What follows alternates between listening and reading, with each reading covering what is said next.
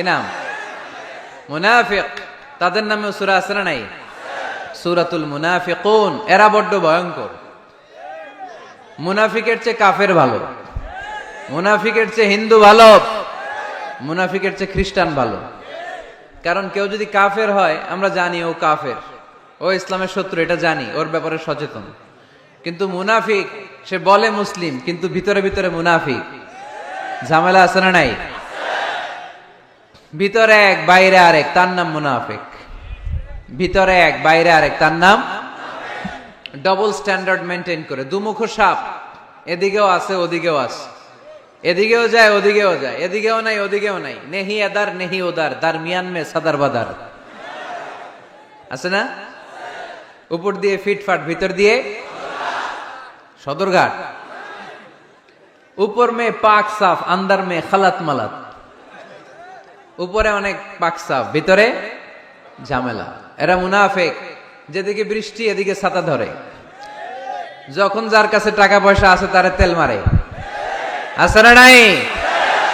আমরা মুনাফিক হতে চাই? আমরা মুমিন হতে চাই কি চাই না? মুমিন হয় কখন? যখন তার বিশ্বাস থাকে, ঠিক কিনা? আল্লাহ বিশ্বাস, আখিরাতে বিশ্বাস। এই বিশ্বাসটা কিন্তু অনেক দামি।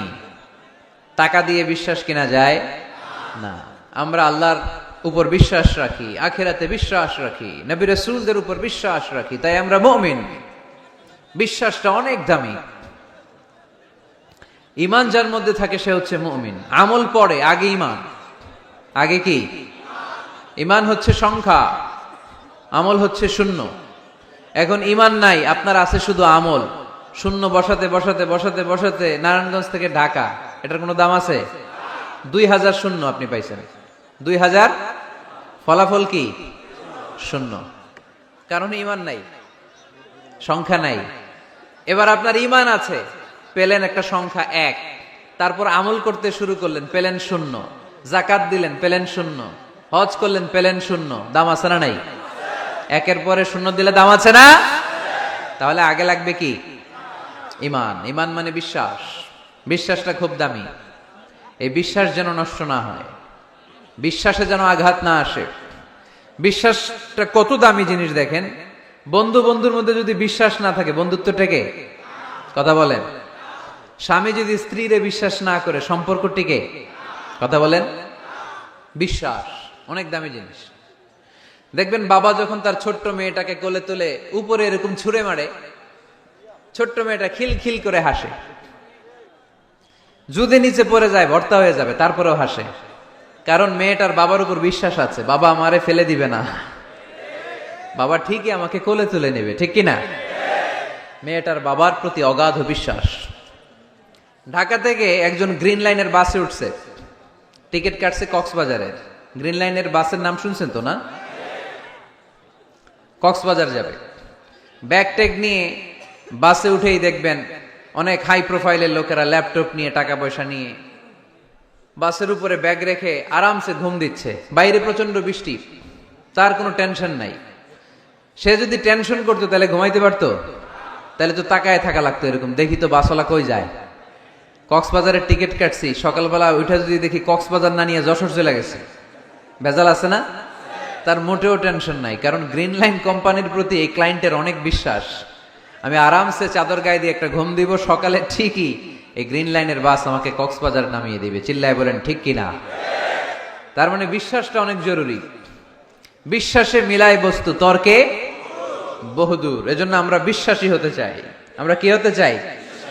আর বিশ্বাসীদের নামে এই সূরাটা ডেডিকেট করলেন কে? সূরাতুল মুমিনুন। সূরাটার নাম কি? আরো জোরে বলেন, কি নাম? সূরাতুল মুমিনুন। এই সূরাটা নাজিলের একটা ব্যাকগ্রাউন্ড আছে, শানে নুজুল, কোন সময় কোন প্রেক্ষাপটে নাজিল হলো।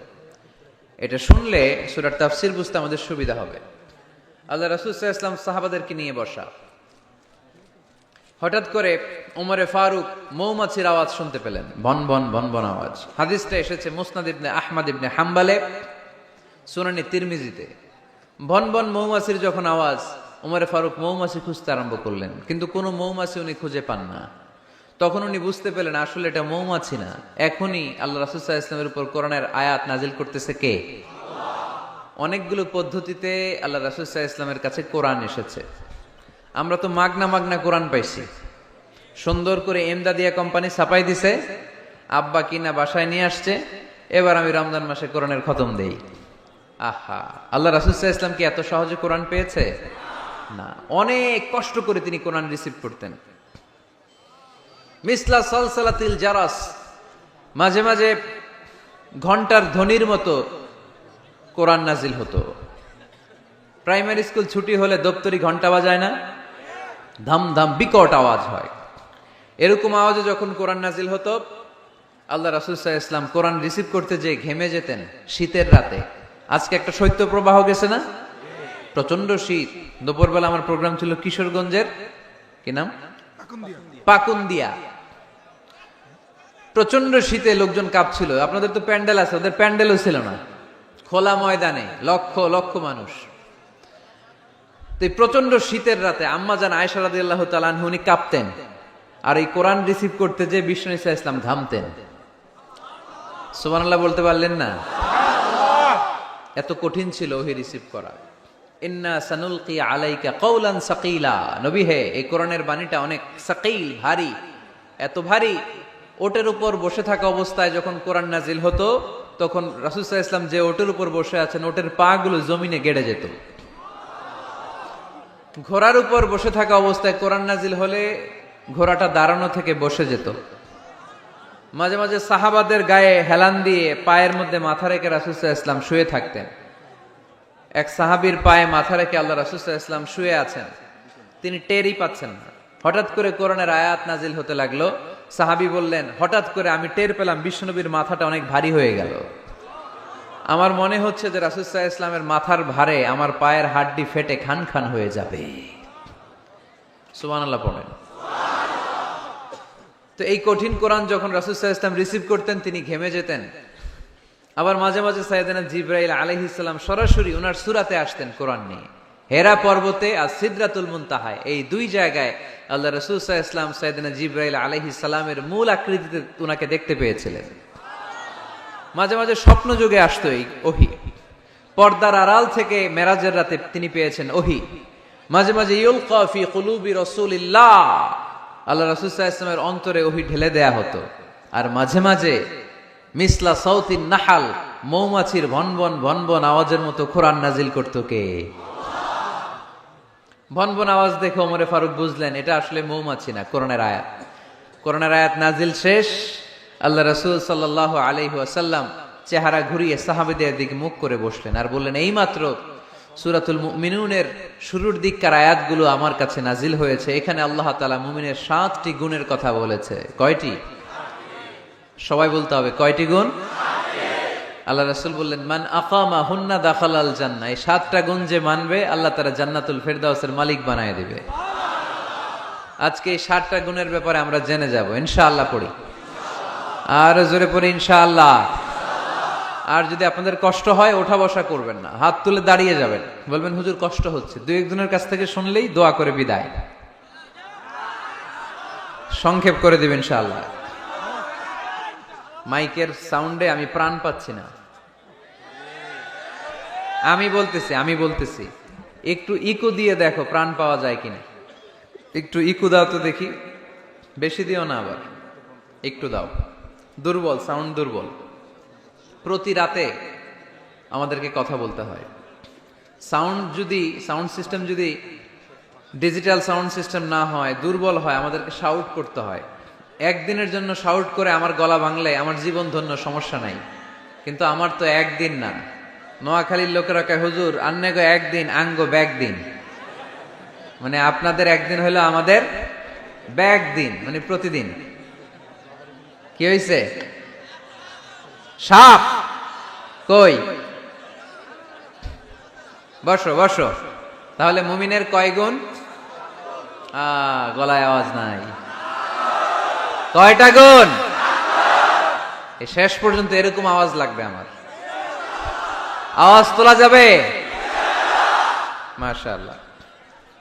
7টা গুণ আজকে আমরা শুনবো। আল্লাহ শুরু করছেন, قد أفلح المؤمنون الذين هم في صلاتهم خاشعون সফল হয়েছে তারা ঈমান এনেছে যারা। কার কথা? সফলতার মানদণ্ড আল্লাহ দিয়েছেন ঈমান। আপনি যদি টাকাওয়ালা হন আপনি সফল না যদি ঈমান না থাকে, ঠিক কি না? আপনি যদি ক্ষমতাওয়ালা হন আপনি সফল না যদি ঈমান না থাকে, ঠিক কি না? আপনি অনেক বড় সেলিব্রিটি কিন্তু ঈমান নাই, আল্লাহর মানদণ্ডে আপনি সফল না, ঠিক কি না? এজন্য আল্লাহ বলেছেন সফল হয়েছে তারা ঈমান এনেছে।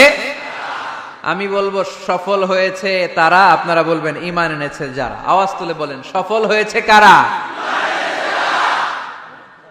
যারা ঈমানদার তারা সফল। قد أفلح المؤمنون, successful indeed are the believers. তারাই সফল যারা ঈমানদার। তবে যেন ঈমানদার নয়, তাদের 7টা বৈশিষ্ট্য থাকা চাই। কয়টা?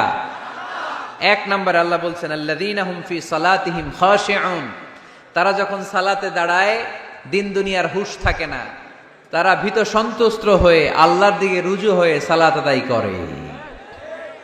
নামাজে যখন দাঁড়াবো দুনিয়ার কোনো হুঁশ জ্ঞান আমাদের থাকতে পারবে? আমাদের হুঁশ থাকবে একদিকে, তিনি কে? সালাতে কায়েম করো, সালাতে কায়েম করো, হবে সম্মানী তুমি, হবে জান্নাতি তুমি, হবে সম্মানী তুমি, হবে জান্নাতি তুমি। দিবে কাল হাসরে শীতল ছায়া আরশে আজিম, রাব্বিয়াল আলা রাব্বিয়াল আযীম। পড়েন রাব্বিয়াল আলা রাব্বিয়াল আযীম। আলহামদুলিল্লাহ। আল্লাযীনা হুম ফি সালাতিহিম খাশিউন। শুরু হয়ে গেল মুমিনদের 7টি বৈশিষ্ট্যের আলোচনা। 1 নম্বর বৈশিষ্ট্য হচ্ছে মুমিনরা যখন নামাজে দাঁড়ায় দিন দুনিয়ার হুঁশ থাকে না, তাদের চিন্তা তাদের ধ্যান চলে যায় একদিকে, তিনি কে? সাইয়েদনা আলী রাদিয়াল্লাহু তাআলা আনহু যুদ্ধের ময়দানে মারাত্মকভাবে জখম হলেন, আহত হলেন। পায়ের ভেতরে জিহাদের ময়দানে তীর ঢুকে গেল, তীর কেউ টেনে বের করতে পারে না, এতটাই জখম হয়েছে। তীর ধরে টান মারলে তিনি চিৎকার মারে। বিশ্বনবী দেখলেন অবস্থা বেগতিক। আল্লাহর হাবিব বললেন তীর ধরে টানাটানির দরকার নাই, যেহেতু টান মারলে ব্যথা পায়, ছেড়ে দাও, আজান দাও। বেলাল তুমি আজান দাও, একামত দাও। এক সাহাবীরে বললেন আমি যখন নামাজে দাঁড়াবো, আলী যখন নামাজে দাঁড়াবে, নামাজরত অবস্থায় তুমি তোমার নিজের দায়িত্বে আলীর পায়ের ভেতর থেকে তীরটা টেনে বের করে ফেলবা। আজান দেয়া হলো, একামত হলো, বিষ্ণু ঈসা ইসলাম নামাজ পড়তে শুরু করলেন। সাইয়েদনা আলী রাদিয়াল্লাহু তাআলা আনহু নামাজে দাঁড়ালেন। ওই সাহাবী দাঁড়ান নাই, বিশ্বনবীর পরামর্শ অনুযায়ী কাতারের ভেতর দিয়ে যে বিশ্বনবীর মেয়ের জামাতা সাইয়েদনা আলী রাদিয়াল্লাহু তাআলা আনহুর পা থেকে টান মেরে তীর বের করেছে। টান দিয়ে তীর খোলা হয়েছে, কিন্তু সাইয়েদনা আলী মুহূর্তের জন্য টের পান না। আগে টান মারতেছে, ব্যথা পায়, চিৎকার মারে, চিৎকার মারে, কিন্তু সালাতের অবস্থায় টান মেরে তীর বের করেছে, উনি টেরই পান নাই। আল্লাহু আকবার। তার মানে যখন নামাজে তিনি দাঁড়িয়েছেন দিন দুনিয়ার হুঁশ তার ছিল না, তার হুঁশ জ্ঞান চিন্তা ধ্যান সব কিছু চলে গিয়েছে একজনের দিকে, তিনি কে? এজন্য বিশ্বনবী বলতেন আনতা আবুদাল্লাহা কাআন্নাকা তারা ফাইন লাম তাকুন তারাহু ফাইন্নাহু ইয়ারাক। এমন ভাবে নামাজ পড়বে মনে করবে তুমি আল্লাহকে দেখে দেখে নামাজের মুসল্লায় আছো, ঠিক কি না? যখন নামাজ পড়বা ভাববা তুমি আল্লাহকে দেখছো। আর যদি এটা কষ্ট হয় অ্যাটলিস্ট এটা ভাবো যে আল্লাহ তোমায় দেখছে। আমাদেরকে দেখে কে? আমি যে নামাজ পড়ি দেখে কে? এই চিন্তাটা মাথায় থাকার দরকার আছে না নাই? কিরে ভাই, এখানে তো ধাক্কাধাক্কি করে লাভ নাই। প্রজেক্টর গুলো কোন দিকে? প্রজেক্টর আছে ওই যে পেছনে প্রজেক্টর, ওখানে চলে যাও। এখানে দেখার জন্য যদি ধাক্কাধাক্কি করো বিশৃঙ্খলা হবে।